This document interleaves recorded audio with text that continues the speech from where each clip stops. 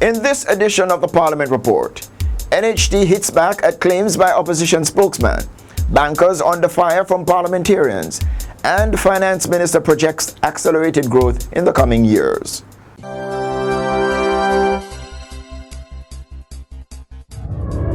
The National Housing Trust has rejected claims by the opposition spokesman on finance Audley Shaw that the institution was having challenges paying its contractors on time. On January 28, Shaw declared in Parliament that he had received information suggesting that the trust was having difficulty keeping current in its payments to contractors. And Shaw repeated his comments at a meeting of Parliament's Public Administration and Appropriations Committee, the PAAC, in Gordon House on January 29.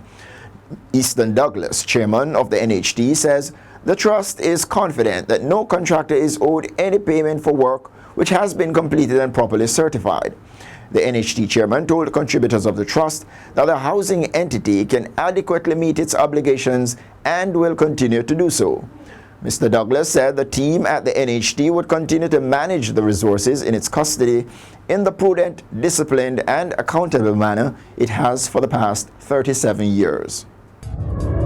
Members of the Economy and Production Committee of Parliament on January 28 chided some members of the Bankers Association of Jamaica for their lethargic approach in displaying banking fees, especially at ATM machines. Junior Minister for Industry, Investment and Commerce, Sharon Folks Abrahams, contended that charges for using ATMs were not displayed so that the customer could make informed decisions. Another State Minister, Julian Robinson, questioned that if banks desired to encourage persons to use ATMs to do business with them, there was little incentive when the fees for using them ranked among the highest charges.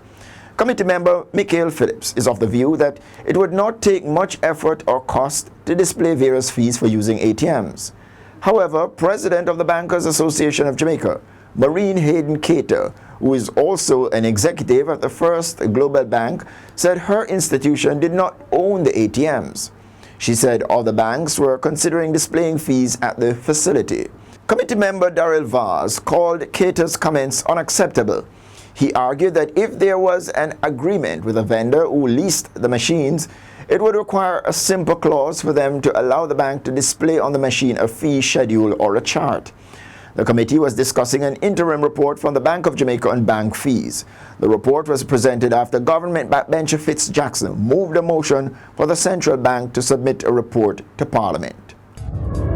Still on bank charges, the country's two largest banks have increased banking fees on customers making withdrawals and depositing money in savings accounts by 115% over a 4-year period.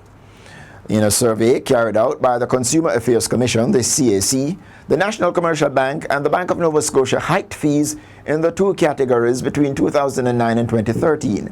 The fees at the two institutions jumped from $100 to $215 over the period under review.